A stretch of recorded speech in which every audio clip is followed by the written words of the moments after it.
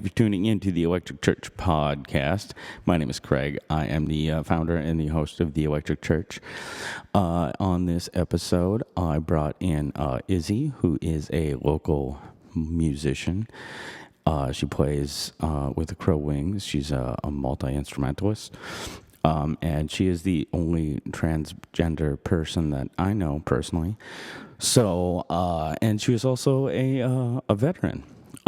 So those were sort of three really good reasons that I wanted to bring her in and chat with her a bit.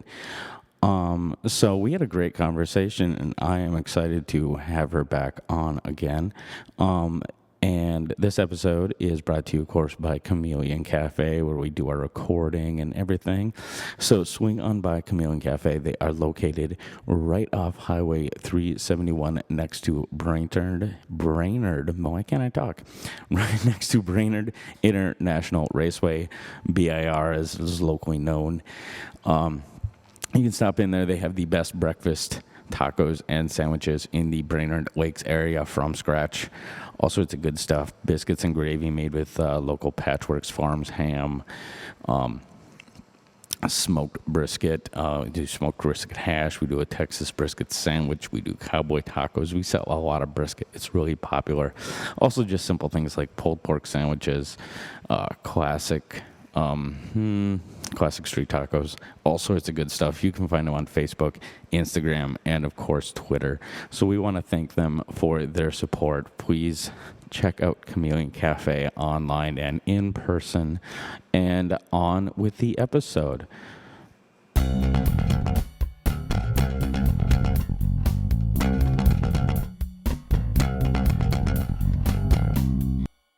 Everything to a very small window. And then if you take that and compress it, and that's just the audio compression. But then when you digitally compress it further from there, so go online, then things get really choppy and it gets complicated. All right, cool. Well, all right. Well, thank you for tuning in to the Electric Church podcast. My name is Craig, and joining me today is Izzy. Why don't you go ahead and introduce yourself and just kind of tell us whatever it is you want about yourself. I'm Izzy. I'm a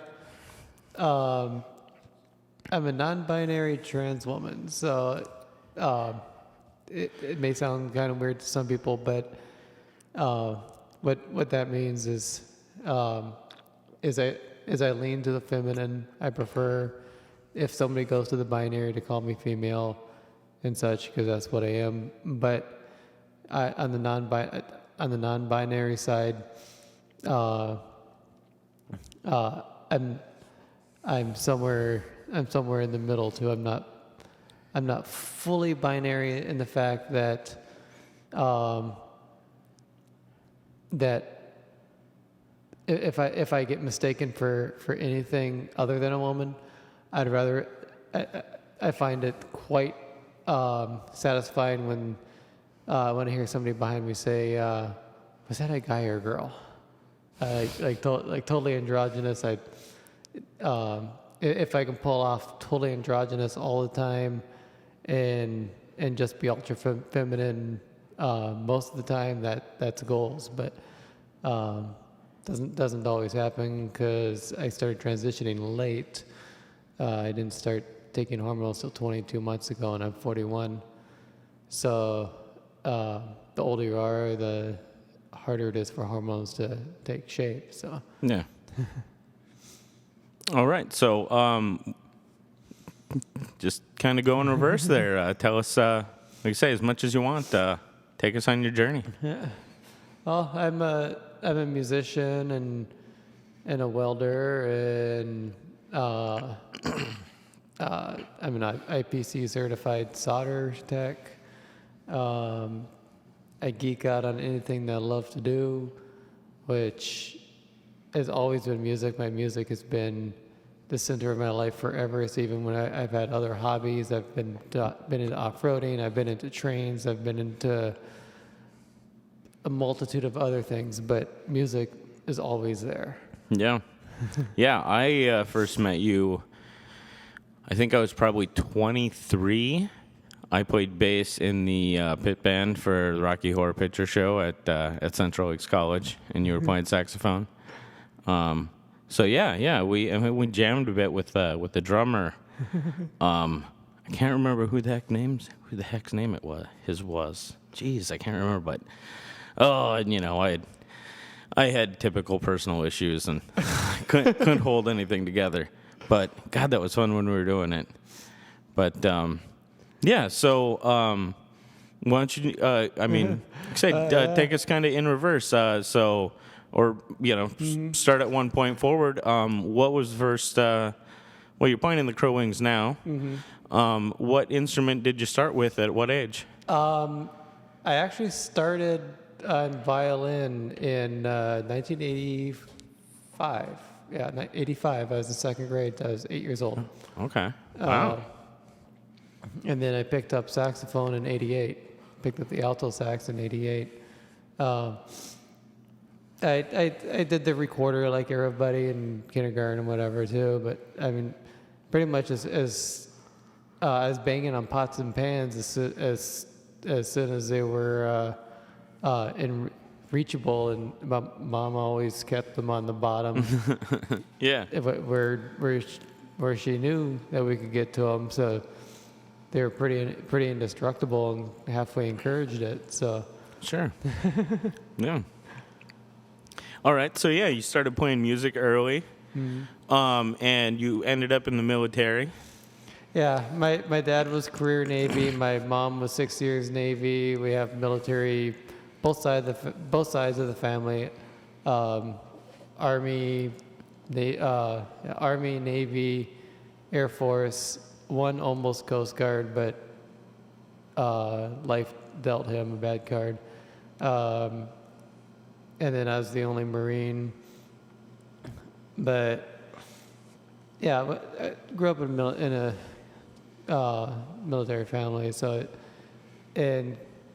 I had planned on going in for music, so I auditioned, made it into School of Music, and actually made it halfway through the music school, just 6 month long school, equivalent to about 2 years of civilian school. So I made it the equivalent of 1 year. Failed my halfway audition by 1 point. Whoa. Yeah, because there's the halfway audition is like a midterm. Mm-hmm. So they have like 3 judges or something. Something I don't remember what it was. Yeah. But yeah, and so yeah, at that 1 point it wasn't as if you fail by up to 3 points, it's not a cut and dry fail, you're gone. You have a choice. Mm-hmm. And at that time, I had 3 choices. Used to have, typically you only have 2, but I had 3 choices according to my contract. I could leave the Marines. Which that option they quickly took out for subsequent classes, but but I could leave the Marines. I could change MOSs, military occupational specialties. Or I could stay in, but I'd have to mandatory double practice time, and we already had a mandatory 20-hour-a-week practice time that we had to log in, not including our PT we had to do, not including all the other stuff and theory and all that stuff. So that would have been, I don't know how they expect you to do 40 hours a week on top of all that, but yeah, you're living in the practice room. Yeah. So at 18 years old, I'm like, hell no, I'm out. But I was too stubborn to be out because I had so many people saying that I'd never make it. So I still stayed in and became a Marine firefighter instead. Oh, okay. So how long did you end up staying in the Marines? Did my 4 years and got the hell out.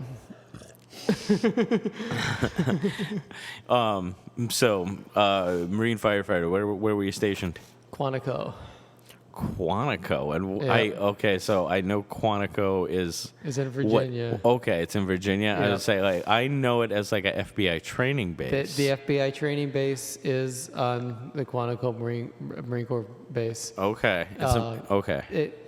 There's actually several bases within Quantico. Okay. I was on the Marine Corps Air It's Facility, a which is complex of different bases. It's just like Quantico is to the East Coast, that Camp Pendleton is to the West Coast. They are the two largest Marine Corps facilities.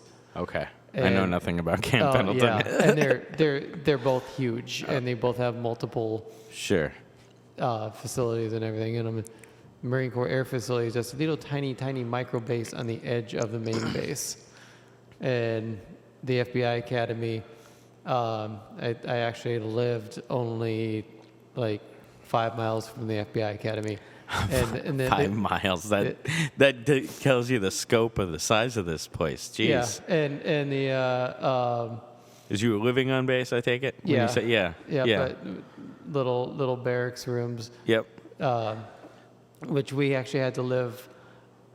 They had barracks on the Marine Corps Air Facility, but most of them were condemned and being renovated because of asbestos.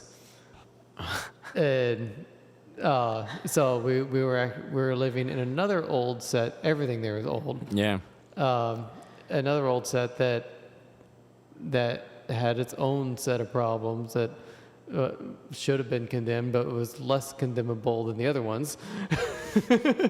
Just outside of their air facility, just on the edge of the main base. Literally on the other side of the tracks. Yeah. Because there's train tracks that run between the two.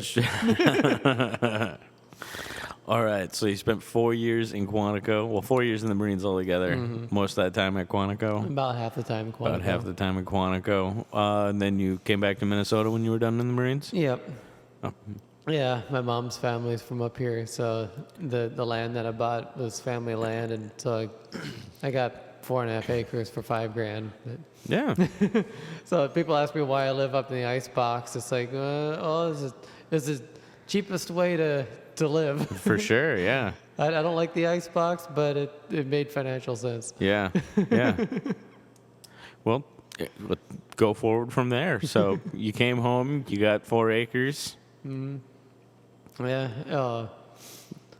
And that was in 2001. I moved up here. 2005 is when I bought the land. Okay. 2003 it was Rocky Horror Show. Yeah.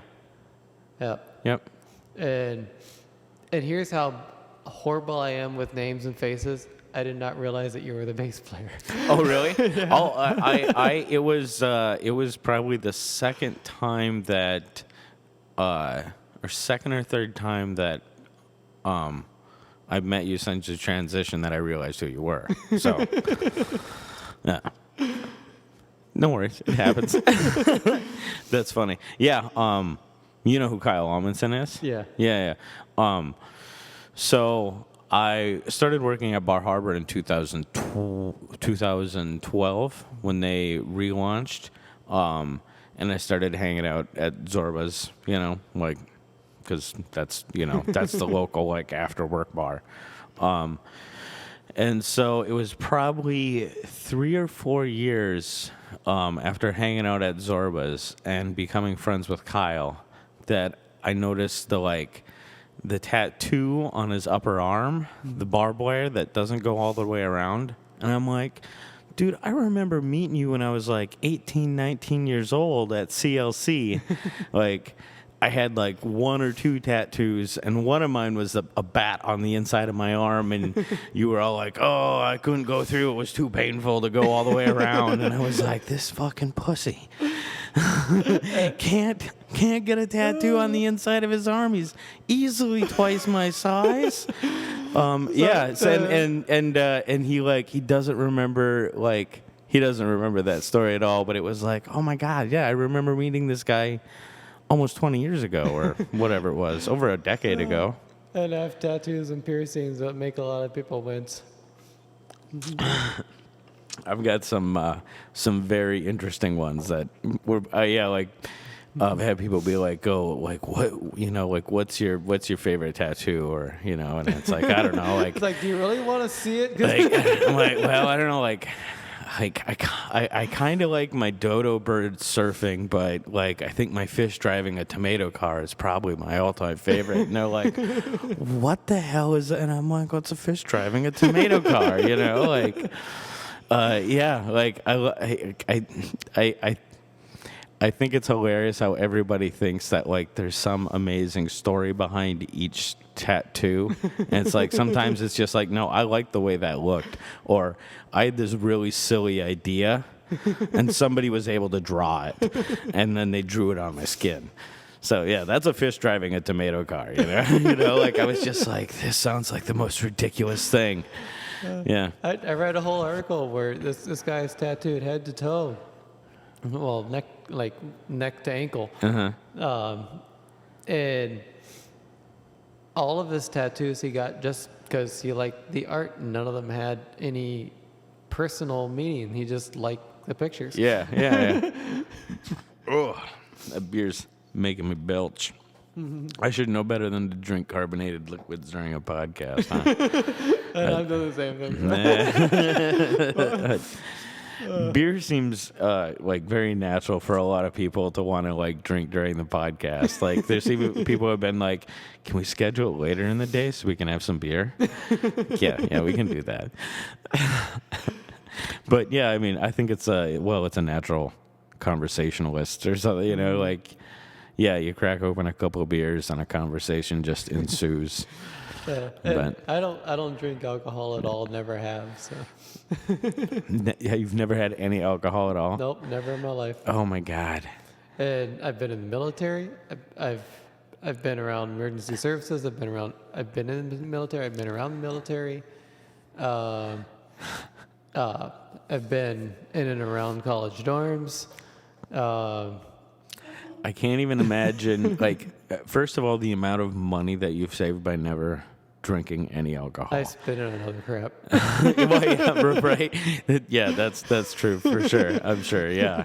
But, oh, man. Oh, I can't imagine, like, never having, like, a nice, like, Zinfandel, like, oh, man, I don't know. My wife had to tell me what to mix together because she learned that early on.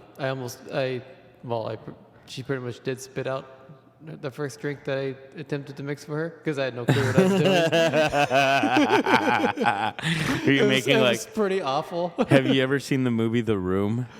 Oh, you would know if you saw it. It's this incredibly bad movie. Oh yeah, it's made by this guy named Tommy Wiseau. But anyways. In it, yes, Tommy doesn't drink, and his girlfriend Lisa like convinces him to drink one night, and she mixes scotch and vodka together with no ice, room temperature, and that's what they drink and get drunk on in the movie. So yeah, it's kind of an inside joke, like when you don't know what to drink, scotchva. It's a Room joke. If there's any Room fans out there, comment below. Yeah, if you like bad film at all, you should definitely. You ever watch Mystery Science Theater 3000? Oh, excuse me.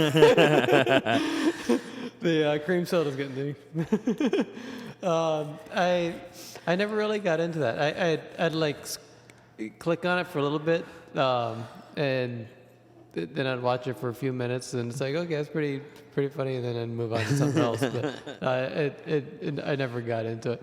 Oh, I love shit cinema. It's great. No, Robot Chicken, that's hilarious. Oh, yeah. Yeah. When we had Dish, which we don't have it anymore, but when we had Dish, I'd watch Robot Chicken, and it drove my wife nuts. Yeah, like everything's on streaming now. It's just yeah, we don't have internet at home. Oh, really? No, it's $75 a month. So, but are you paying for cable then?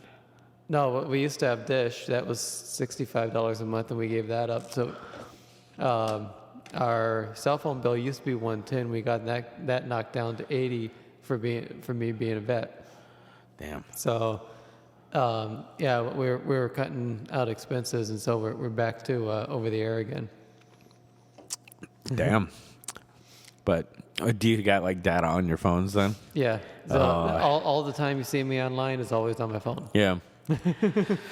I see. Like, that is the one thing, at least, like, I mean, I think you're just replacing one screen for another, then at least I do. Like, I watch a lot of YouTube. Yeah, I do not. I am not reading nearly as much this winter as I previously have. But boy, I've caught up on some series that I've been trying to watch for a while. My wife is a total book nerd. You can't rip a book out of her hands. Yeah.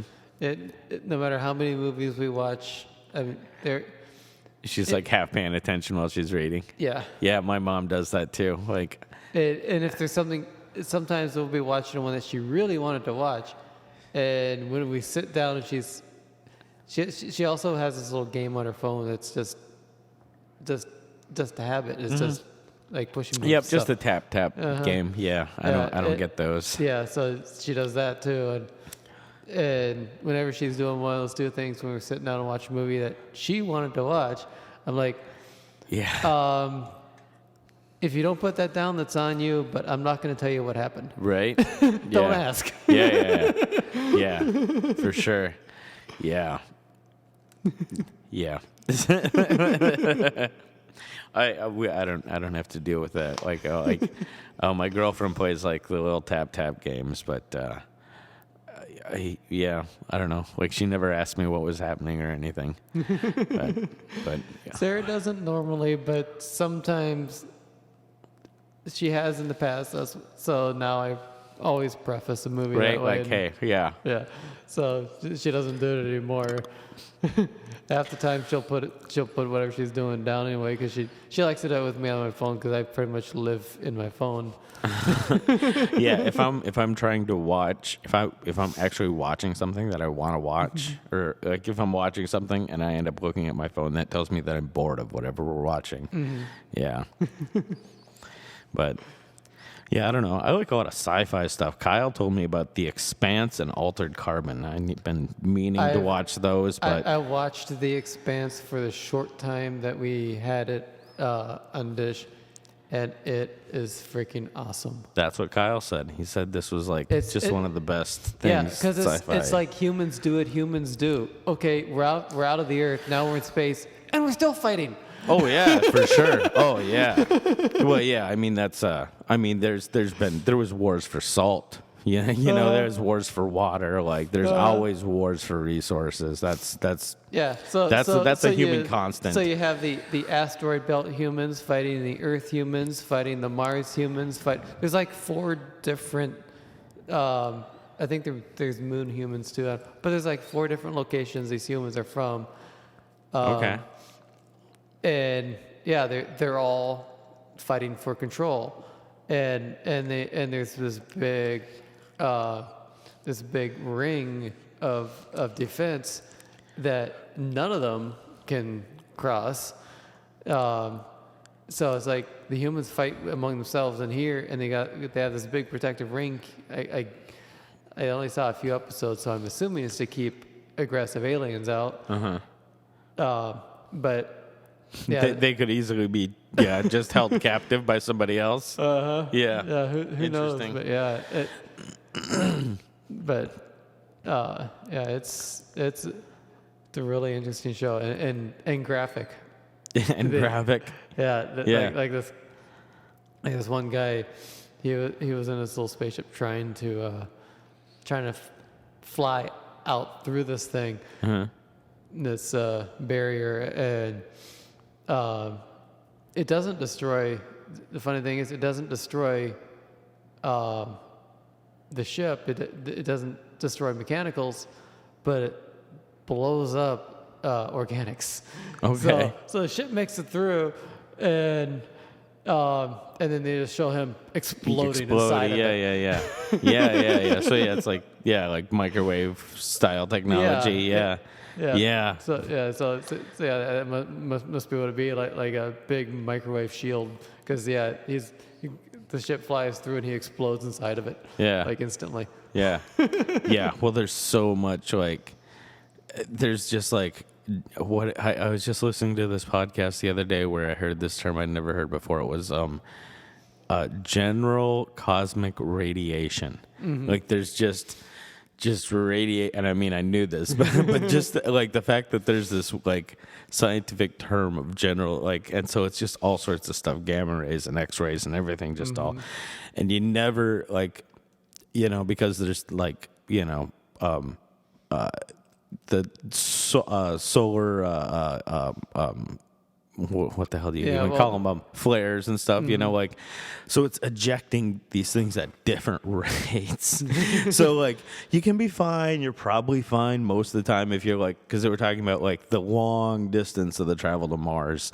And so like you're probably going to be fine. But there might be a solar flare at some point that ejects massive amounts of radiation that just kills everybody.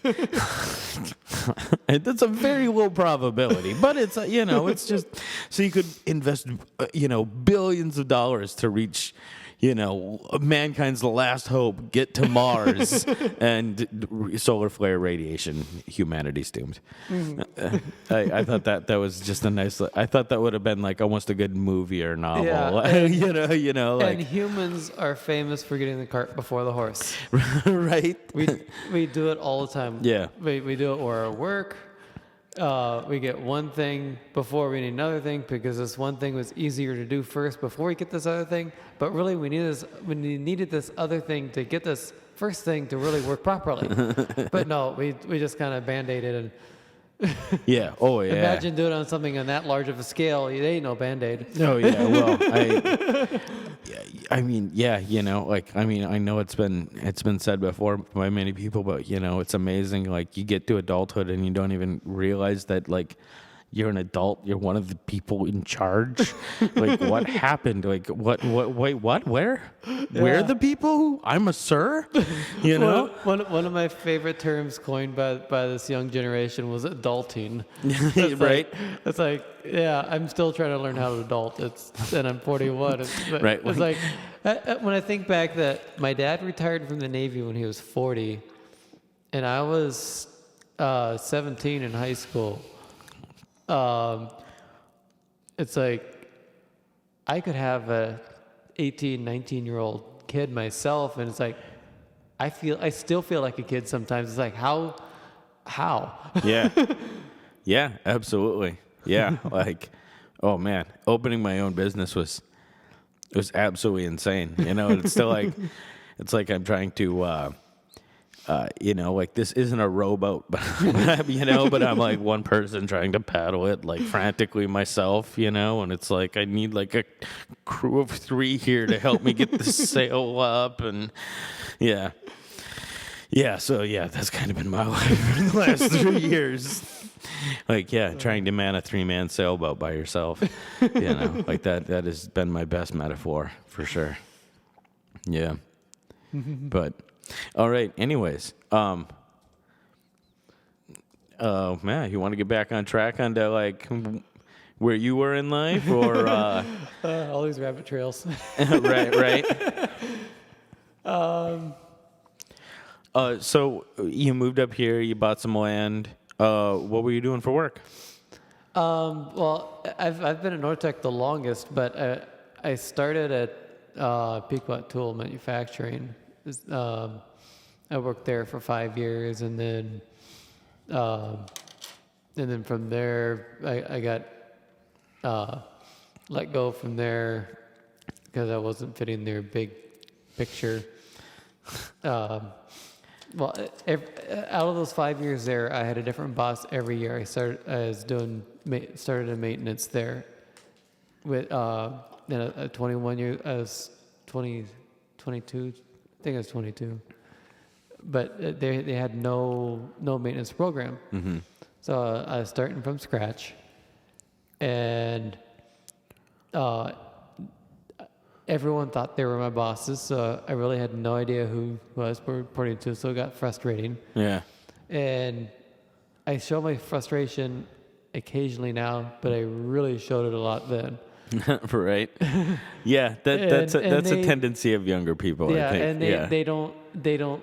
You mellow with age. Yeah, it's like you can be human, be human on your own time. Ooh. That's not what they said, but that's highly implied because if you're not stoic or happy, then if you're upset or frustrated and you show it, no employer likes that. Mm-hmm.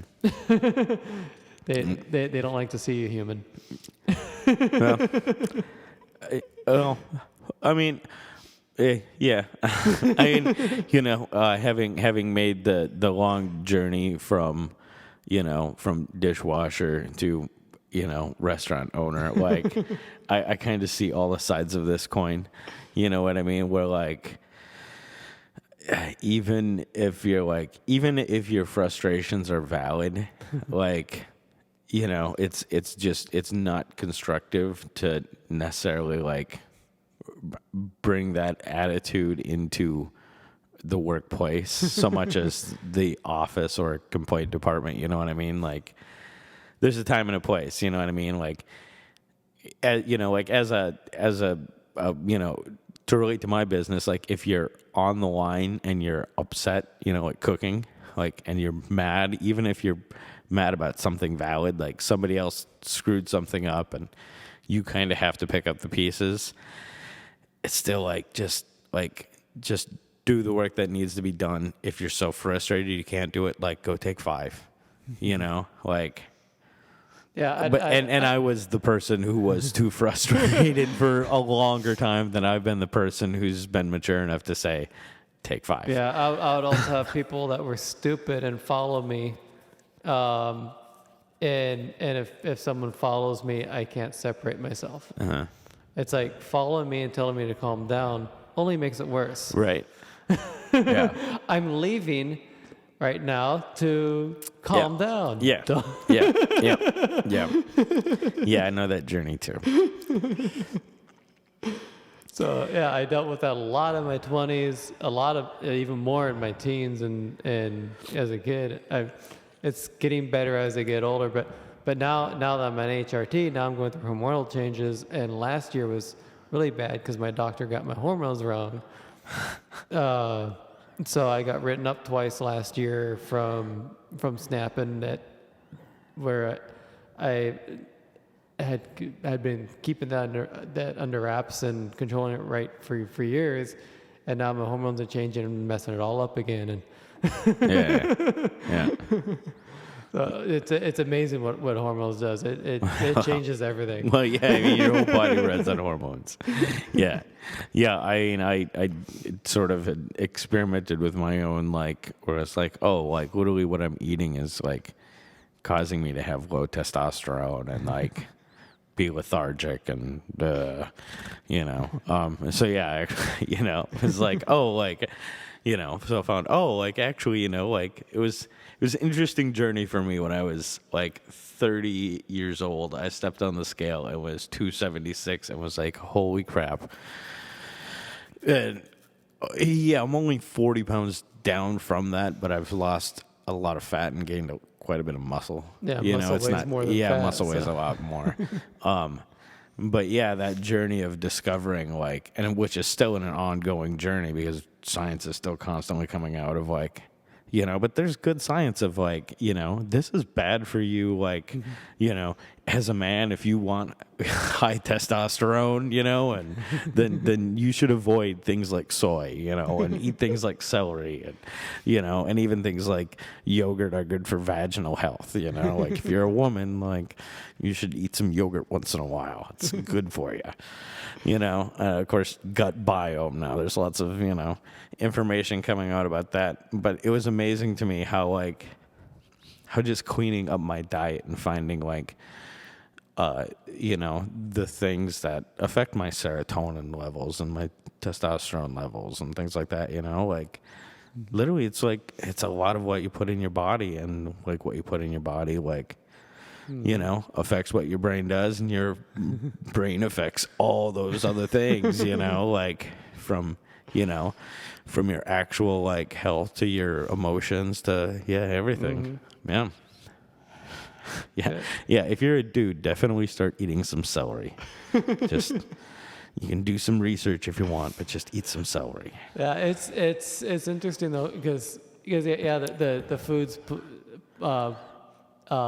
encourage one way or the other. Yeah. But it takes a lot of it to have any permanent lasting effects. Oh yeah, you need to.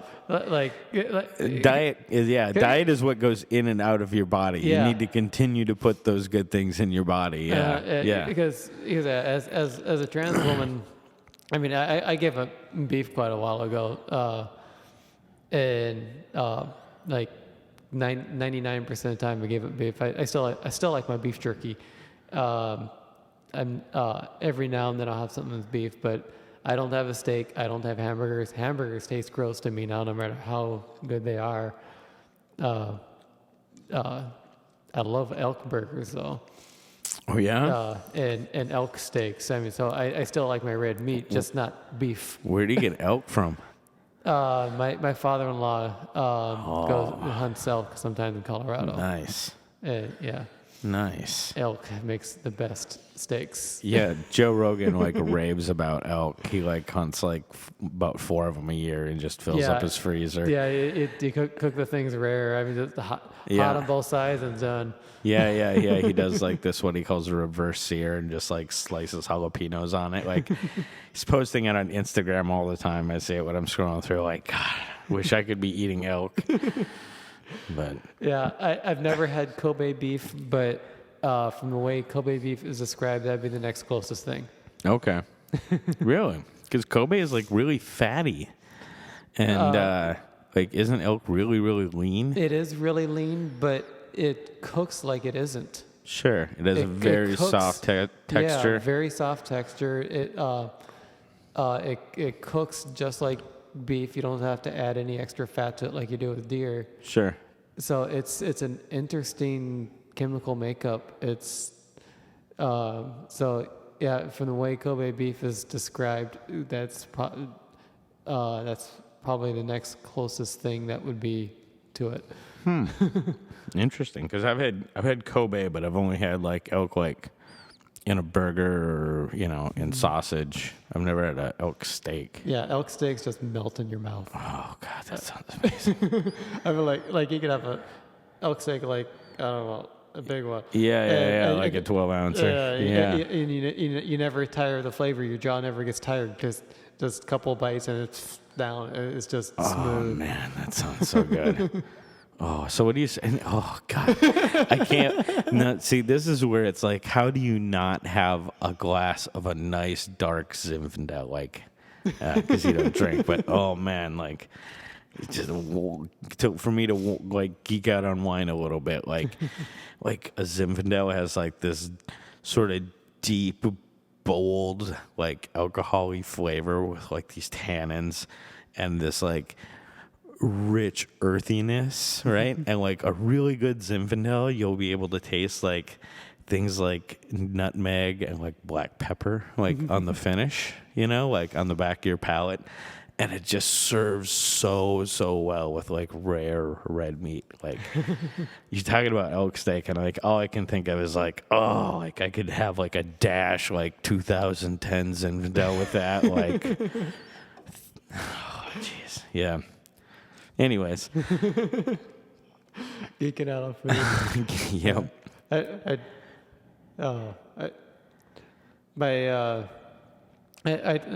love cooking. In fact, there are times we have hardly nothing in the house, and when we have nothing in the house, my wife has me cook because I'm the only one that can make anything decent out of nothing. So right. Yeah. It's weird how it's this skill that, I mean, it can be impressive in and of itself, where it's you've got a couple of canned goods and some pasta, and somehow you whip together a good meal. Here's the one time we had a can of Spam. Yeah, that Sarah actually bought for Spam-A-Lot. So yeah, we had Spam. we had some other weird ingredient. I mean, it's total Iron Chef Yeah. mystery basket. Sure. I ended up making some of the best burritos ever because I mixed the Spam in with a little bit of some real meat that we had in the freezer, but we didn't have enough of. So the Spam kind of expanded it, and you couldn't tell there was Spam in it. It was just like a filler. Yeah. I made this pasta one time. Like out of pure poverty. Like was my Olivia's mother and I were living on this place on Oak Street. And, like it was like a day until payday or something. Like we have hardly any groceries in the house. It's like we had like penne pasta and a can of artichokes and some tomatoes in the fridge and like some asparagus that was about to go bad. And like a bottle of white wine that was open and like lemon juice, like a handful of other things that we weren't going to use, but it was like, okay, like, yeah, so we literally, like onion, garlic, like, like put all this stuff together and then just like white wine and lemon juice, like at the end, to like sort of make a sauce, but not even really. It just sort of absorbs into the pasta and everything. It was like, holy shit, this is actually really good. Like seriously, like you add like some butter and Parmesan and, some decent vegetables to it. And like, it was like a dish that was worthy of putting on a menu. I've ran it as a special at several places throughout my career. Like, it's good. Like, there's no sauce. It's it kind of looks weird. You're like, it's just like a bowl of vegetables and pasta, And then you like bite into it and the white wine and the garlic and the butter and, the lemon's all there and it's very springtime and it was really good. Yeah, I've done something similar. I learned quickly from radio cook shows and TV cook shows. Yeah. Like my cookies are good, but my cookies got even better after listening to a radio show. Oh yeah. They're describing how to properly measure, and just that description, without even having to see it, sure, changed everything. And yeah. In Europe they always do baked weight. Yep, weight. Yeah. And that is the most accurate measurement. For sure, yeah. But we have some cookbooks that only have weight measurements in it. Yeah. And we have a crap ass scale. Yeah. Oh really? But, yeah. You can get a really decent. We haven't dished out for a scale. It's like we buy everything else first, and we never. Oh, you can get a decent like kitchen gram scale for like $20.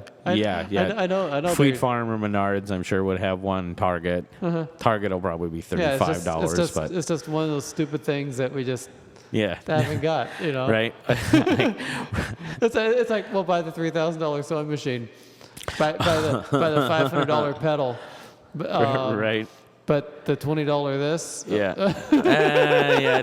Do we really need that? Right. I was gonna say. I remember watching Molto Morio. Mario Batali. It was Food Network was in its infancy. I want to say it was the last couple of years that I was going to high school. So like. 1997, 98, 99. I was watching like Food Network. I was watching Molto Morio like before I went to school, I want to say. Or maybe Daily Show was what I watched. I can't remember.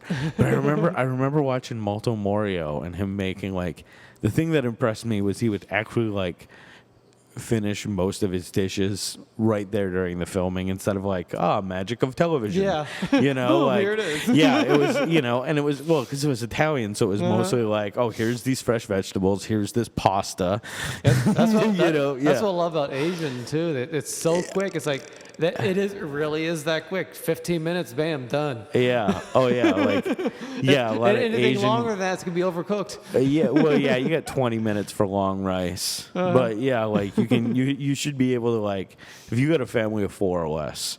You should be able to like start cooking your rice, do your vegetable prep and sauce prep and whatever. And by the time your rice is done, you should be ready to serve. And that's assuming you're doing rice. If you do Yeah. noodles, I mean, literally, Oh you yeah, stick it in, some bam. of them is it's We have- literally we like have put in some- hot water and Yeah, we have some rice noodles yeah. that I mean they're so thin that you stick them in and then pull them back out pretty much. It's Yep. like less than a minute. And they're just insane. Yeah, there's some that like specifically say like not to put them in boiling water, where it's like put in like hot water for 1 minute. It's sort of like you put it in like pull it out.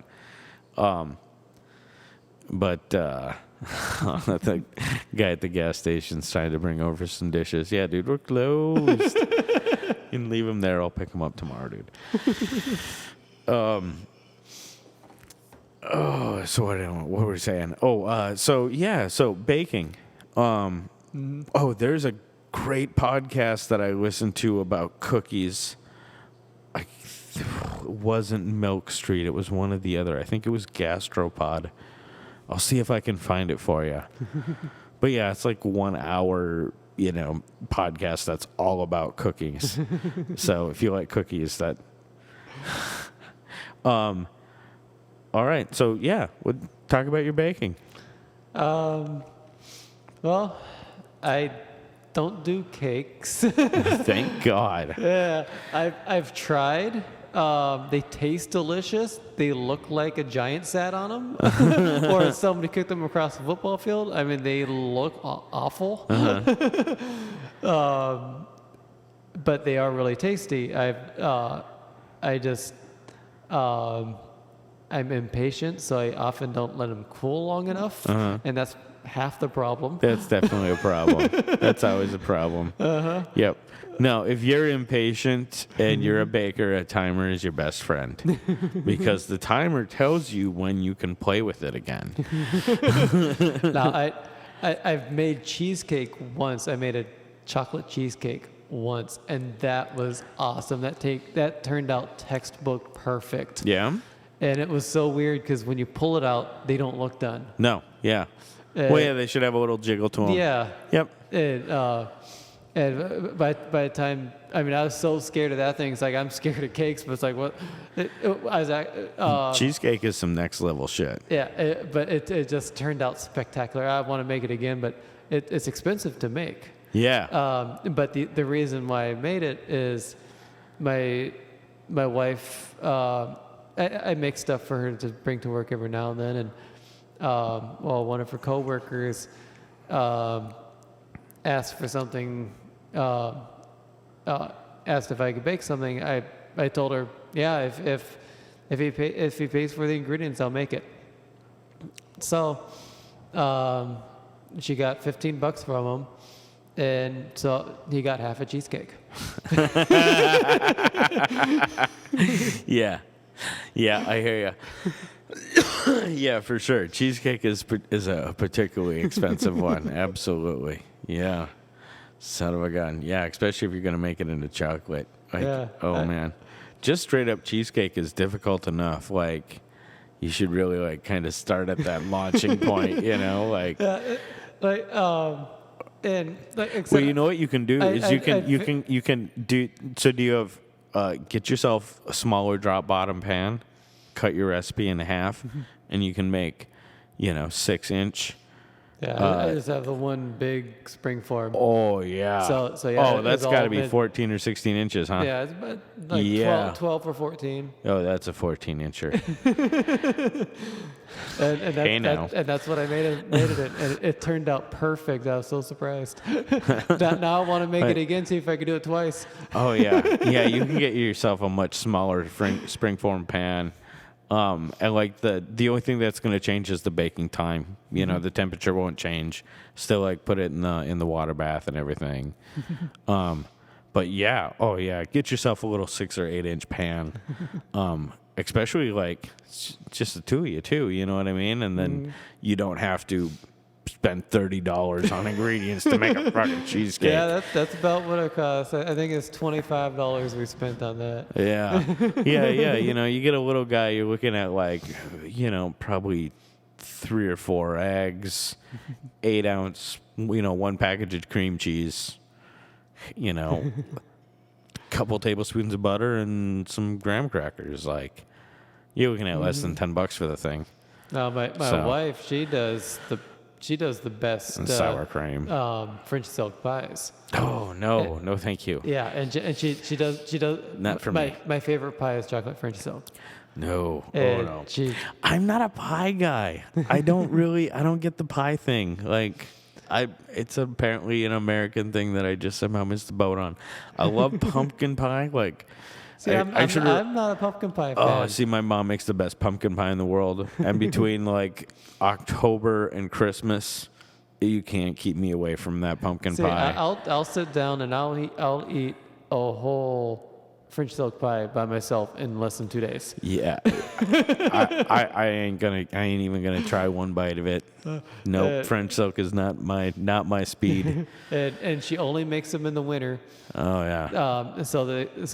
So she doesn't have to do an ice bath. It's do it outside and to serve cool. Yeah. And so it's perfect. Not only do you have the cold snowbank to put it in, but you have the cold ambient air too, and it just turns out perfect. Yeah. Okay. She's only messed up once, and that was a fluke. I don't remember what happened there. You're not supposed to say when your wife messes up. Don't say when your wife messes up.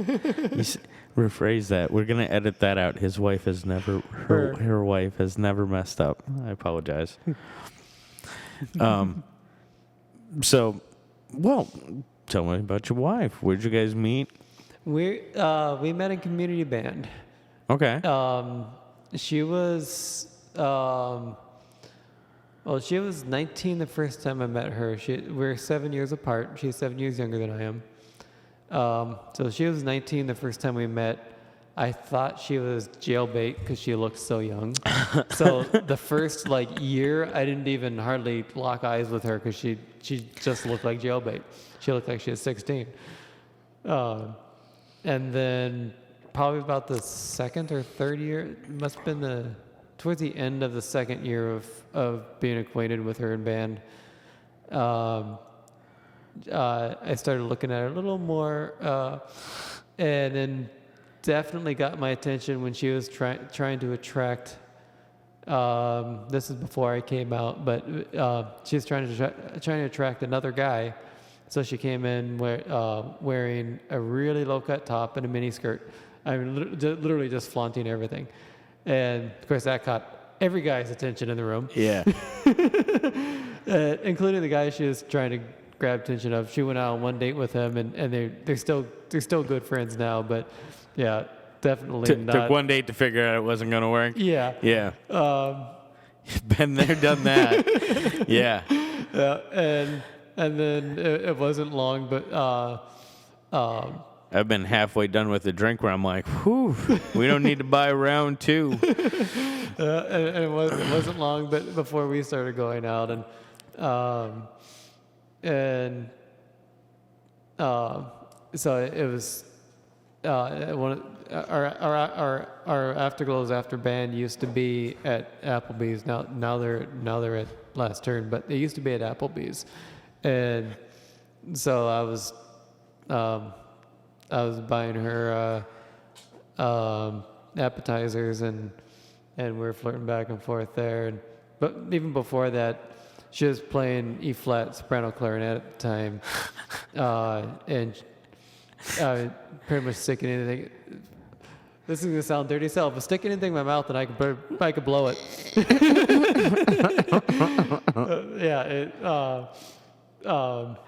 And yeah, she unless it's brass, no good at trumpet. But yeah, she is having trouble hitting a note on that clarinet, so I got that note to come out, and so it's like it was mostly user error, and rather than take offense at that, she seemed to like it or something. I don't know what she saw or even sees in me. Well, you blew her clarinet. Yeah. Pretty easy to see what she sees in you right there. That's a true musician story right there. Like, she wore a low-cut top, and I blew her clarinet. So, how long you guys been together? We've been together 13, almost 14 years. We'll be married. It'll be 12 years come April. Wow. So, yes, 14 years we've known each other. Boy, you can put all my relationships together and they don't equal that much. But, yeah, that's me in my failed life. Yeah, well, and we're also non-traditional either. So. Well, yeah, I would imagine so. Non-traditional in many matters. So. Yeah. All right. Well, what else you want to talk about? I don't know. You should promote your band at least. We're just shy of an hour here, so. Well, we actually have 2 gigs coming up. February 29th at the Blue Room. At yesterday's Leap Day. Yep, it's a Leap Day gig. Yeah. We're hosting. There's 2 or 3 other musician groups playing too. Nice.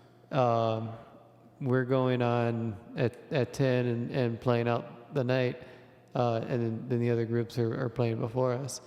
It starts at 8 o'clock, I believe. All right, I'll check it out and post the information. Yeah. I'm sure we'll get this out by the end of the month. Yeah, I'll be there early as hell setting up. So. Yeah, right. Making sure all the sound and everything works.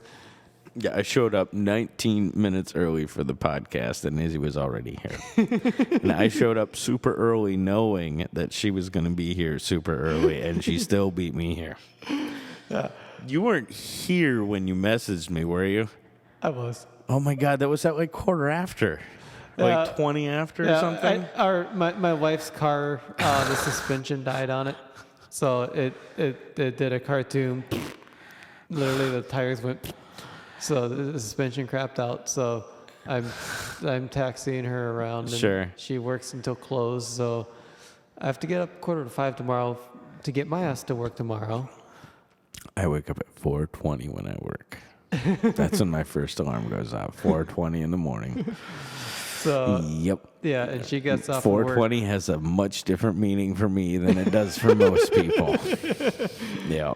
Yeah, and so it's gonna be a late night tonight because she has to work till 10.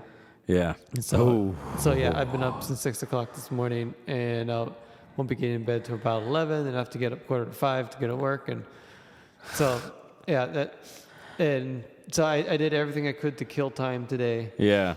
And it wasn't enough time killed. Right.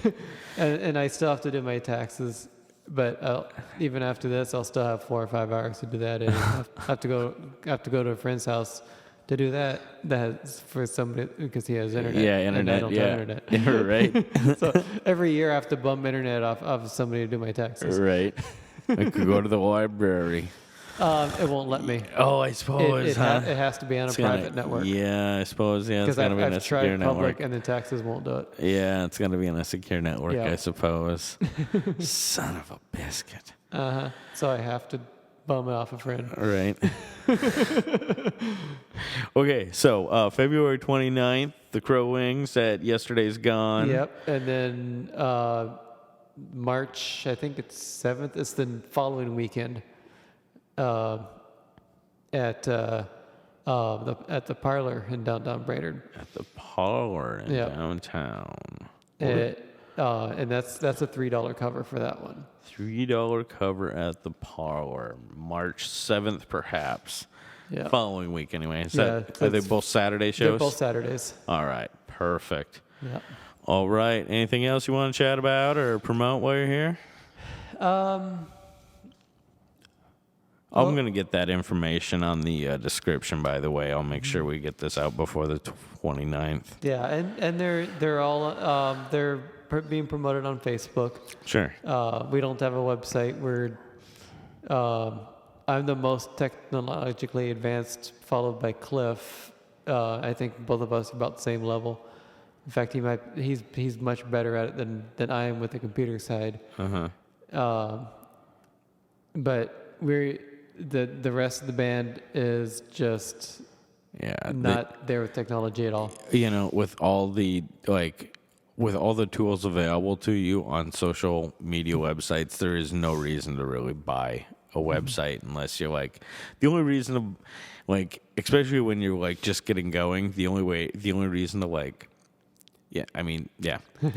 but if you have some sort of brush with fame or something where you need to buy a website domain name that just so somebody else doesn't buy it and turn it into something you don't want, because that's a thing people do.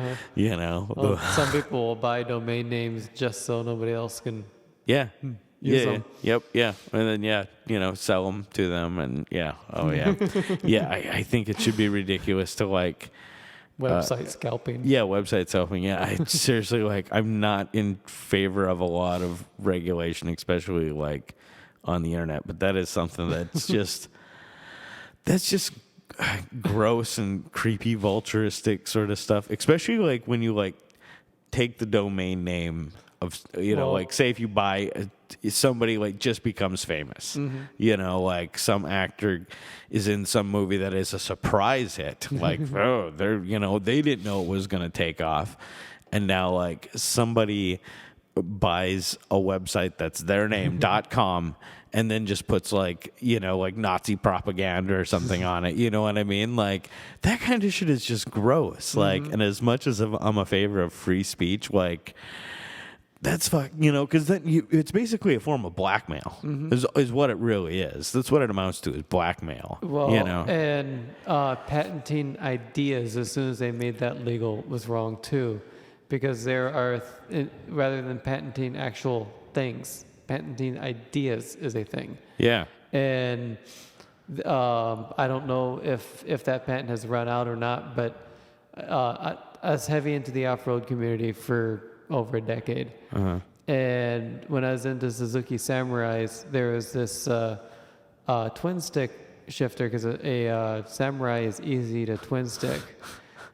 You're talking right over my head. Okay. You should come back sometime and talk about off-road. But they couldn't manufacture it. Nobody could make it and resell it. You can make it, but you'd have to make it for yourself. Because some guy took a patent out on the idea of it and then ran out of money to actually manufacture it. Yeah. But since he had the patent on the idea, nobody could manufacture it without buying the patent from him. Yeah. And then nobody could find the guy to buy the patent. So it just got lost in space. Oh, that sucks. So I have no idea what you were talking about or what it does, way over my head. But that sucks when technology is just lost. Yeah. Oh man, that sucks. All right. Hey, look at that. 1 hour and 1 minute. All right. Anything else you want to talk about? No, I could go on all sorts of tangents. Once I get going, I'm like a freight train. Well, we'll schedule you again here. I got some open dates in March I need to fill. Well, thanks everybody for tuning in.